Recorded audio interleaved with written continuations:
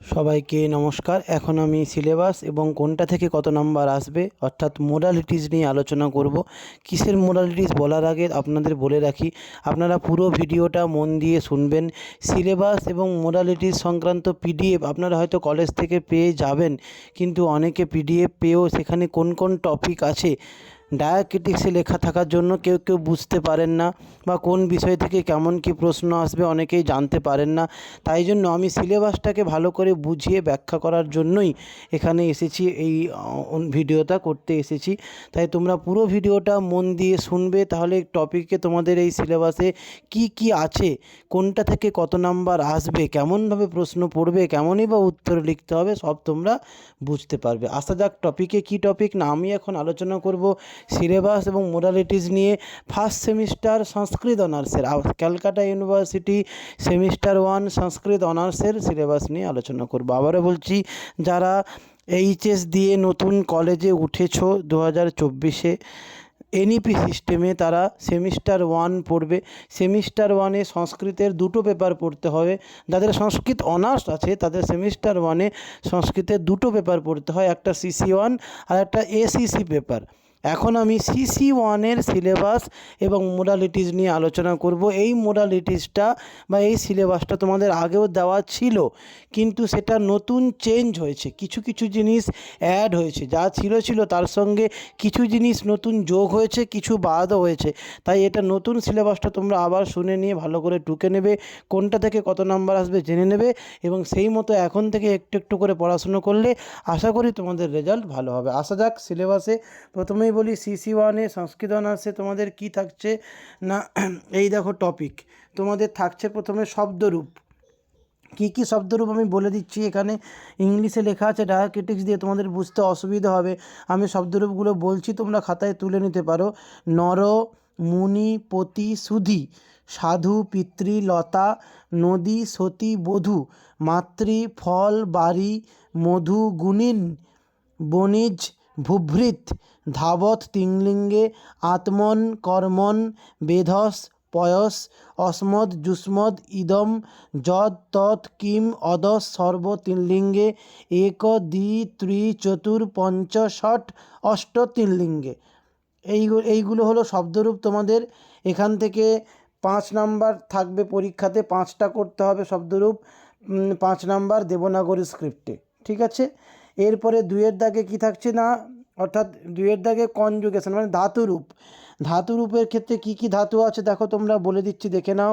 ভূ ধাতু, ক্রি ধাতু, গম ধাতু, বদ ধাতু, পট ধাতু, লব ধাতু, পা ধাতু, স্থা ধাতু, বদের পরে ওটা পা ধাতু, লব ধাতু, স্থা ধাতু, গ্রহ ধাতু, অস ধাতু, সেব ধাতু, ক্রি ধাতু, দা ধাতু, শ্রু ধাতু, চি ধাতু, দৃশ ধাতু, লিখ ধাতু, পট ধাতু, ক্রীড় ধাতু, খেলা করা ক্রীড়া, চূর ধাতু, খাদ ধাতু।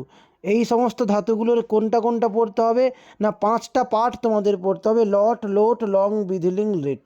লট অর্থাৎ বর্তমানকাল, লোট অর্থাৎ আদেশ অনুজ্ঞা, লং অর্থাৎ অতীতকাল, বিধিলিং অর্থাৎ উচিত অর্থে, এবং লেট অর্থাৎ ভবিষ্যৎকাল অর্থে। এই কটা পড়তে হবে। এই ধাতুরূপ থেকেও তোমাদের 5টা করতে দেওয়া থাকবে, 5 নাম্বার। শব্দরূপ বা ধাতুরূপের উত্তরগুলো, অ্যান্সারগুলো পরীক্ষায় তোমাদের দেবনাগরী স্ক্রিপ্টে করতে হবে। বোঝা গেল। এর পরের দাগে 3-এর দাগে কি থাকছে, অব্যয়। অব্যয় কী করতে হবে, 5টা অব্যয় তোমাদের পরীক্ষায় দেওয়া থাকবে। অব্যয় দিয়ে বাক্য রচনা করতে হবে, 5-2-এ 10 নাম্বার থাকবে।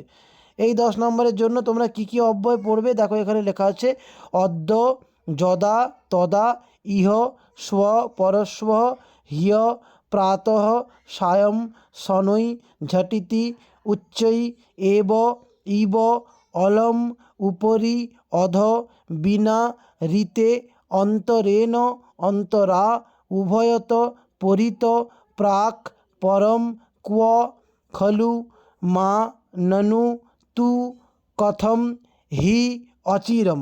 ব্যাস এই কটা তোমাদের সিলেবাস আছে। এগুলো ভালো করে রেডি করবে, প্রত্যেকটাতে থেকে একটা করে বাক্য রেডি করবে।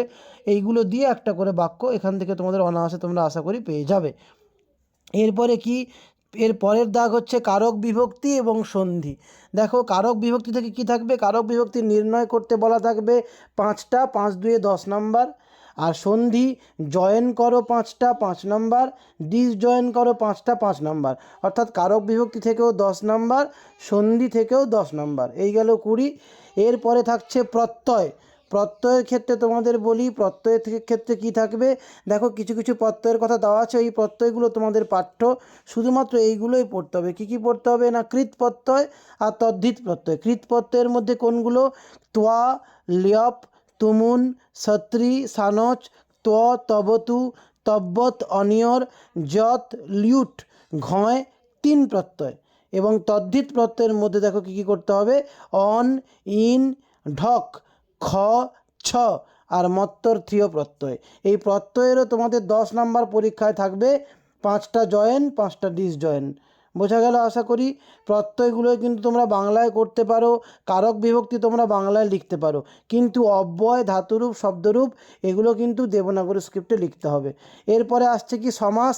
সমাস ব্যাসবাক্য সহ সমাস নির্ণয় করো, এই রকম 5টা দেওয়া থাকবে, 5 2 10 নাম্বার। ঠিক আছে, এটাও কিন্তু তোমরা বাংলায় লিখতে পারবে। এছাড়া তোমাদের পরীক্ষায় আর কি থাকবে না, কারেকশান থাকবে। এই দেখো পরের পেজটা গেলে তোমরা বুঝতে পারবে মোডালিটিসটা। মোডালিটিস দেখো, এইখানে মোডালিটিস প্রথমে থাকছে শব্দরূপ 5টা, তারপরে ধাতুরূপ 5টা 5 নাম্বার, শব্দরূপ 5টা 5 নাম্বার, দেখো লেখা আছে। এরপরে সি এর দাগে অব্যয় 5টা করতে হবে, 5 2 10 নাম্বার, 7টা থাকবে, 5টা করতে হবে। বোঝা গেল, এখানে দেখো পরিষ্কার লেখা আছে। এই 3টে পার্ট কিন্তু দেবনাগরী স্ক্রিপ্টে করতে হবে। এরপরে ডিতে দেখো কেস এন্ডিং, কারক বিভক্তি 5টা করতে হবে, 5 2 10 নাম্বার, এটা বাংলায় করতে পারো। সমাস 5টা করতে হবে, 5 2 10 নাম্বার, এটাও বাংলায় করতে পারো। সন্ধি জয়েন করো 5টা 5 নাম্বার বাংলায়, ডিসজয়েন করো 5টা 5 নাম্বার বাংলায়। এরপরে রেজাল্টিং ফর্মস অর্থাৎ কৃত প্রত্যয় এবং তদ্ধিত প্রত্যয়। প্রথমে জয়েন থাকবে 5টা 5 নাম্বার, এরপরের পেজে দেখো ডিসজয়েন 5টা 5 নাম্বার, তো কৃত এবং তদ্ধিত প্রত্যয়। বোঝা গেল, বা হয়তো কৃত প্রত্যয় 5টা থাকবে 5, তদ্ধিত প্রত্যয় 5টা থাকবে 5, এরকমও দিতে পারে। বোঝা গেল। এরপরে দেখো এইচের পরে আই এর দাগে কি থাকছে, কারেকশান। কারেকশান অর্থাৎ অশুদ্ধি সংশোধন। একটা বাক্যে কোনো একটা শব্দ ভুল বিভক্তি দেওয়া থাকতে পারে, ভুল শব্দ দেওয়া থাকতে পারে, তোমাকে সেটা ঠিক করতে হবে। এইরকম 5টা বাক্য করতে হবে, 5 2 10 নাম্বার থাকবে কারেকশানে। এরপরে থাকছে কি right alternative forms 5 out of 7। Alternative forms মানে বিকল্প রূপ, 5টা করতে হবে, 5 নাম্বার, খুব সহজে এই নাম্বারটা পাওয়া যায়। এগুলো কি লেখা আছে, এগুলো সাধারণত ডিক্লেনশানস এবং কনজুগেশন থেকেই থাকবে, অর্থাৎ শব্দরূপ এবং ধাতুরূপ থেকেই এই এগুলো থাকবে, অর্থাৎ বিকল্প রূপগুলো থাকবে।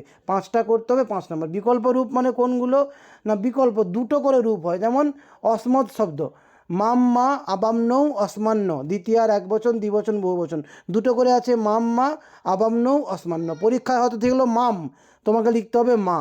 পরীক্ষা হয়তো দিল আবাম, তোমাকে লিখতে হবে নৌ। বোঝা গেল, এইরকম এইগুলোকে বলা হয় বিকল্প রূপ। এইগুলো তোমাদের লিস্ট করতে হবে, শব্দরূপে কী কী বিকল্প রূপ আছে, ধাতুরূপে কী কী বিকল্প রূপ আছে, সেইগুলো লিস্ট করে ওইগুলোর মধ্যেই পরীক্ষা থাকবে, বেশি একটা হবে না, ওখান থেকেই তোমরা 5 নম্বর অনায়াসে পেয়ে যাবে। এই হলো তোমাদের 75 নম্বর, যেটা তোমরা বাইরে পরীক্ষা দেবে, ফাইনাল পরীক্ষা। এরপরে 25 নাম্বার থাকছে টিউটোরিয়াল, যেটা কলেজে পরীক্ষা দেবে। তার সিলেবাস হচ্ছে ছন্দ। দেখো সিলেবাসটা আরেকবার দেখাচ্ছি, দেখো নিচে লেখা আছে ইউনিট 2 টিউটোরিয়াল। টিউটোরিয়ালের সিলেবাস হলো ছন্দ। ছন্দের জন্য তোমাদের সিলেবাসে কি কি আছে না, কিছু সংজ্ঞা পড়তে হবে, সেগুলো কি, পদ্যম, বৃত্তম, অক্ষরম, গণ, লঘু, গুরু, জ্যোতি। আর যে যে ছন্দগুলো তোমাদের পড়তে হবে সেগুলো হলো ইন্দ্রবজ্রা, উপেন্দ্রবজ্রা, উপজাতি, শালিনী, ভুজঙ্গ প্রয়াতম, বংশস্থবিলম, মালিনী, প্রহর্ষিনী, রুচিরা, শিখরিণী, বসন্ত তিলকম। এই ছন্দ থেকে কেমন প্রশ্ন আসবে, চলে গেলাম লাস্ট পেজে। দেখো এখানে লেখা আছে প্রথমে কি, brief question of short note 1 of 2, 2টো থাকবে, একটা শর্ট নোট করতে হবে 5 নাম্বার। ওই যে টপিকগুলো বলা থাকলো গণ, জ্যোতি, ওইগুলো সম্পর্কে একটা লিখতে হবে 5 নাম্বার।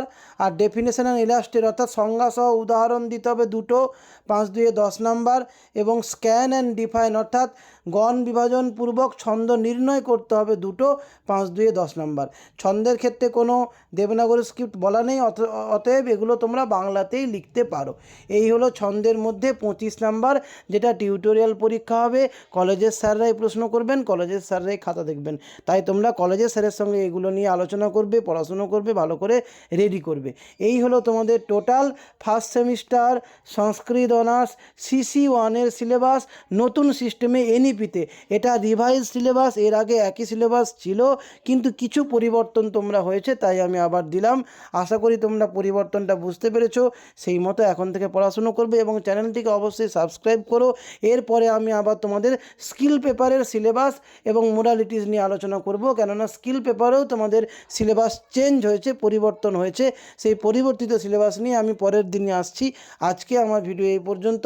সবাই ভালো থেকো, মন দিয়ে পড়াশুনো করো। নমস্কার।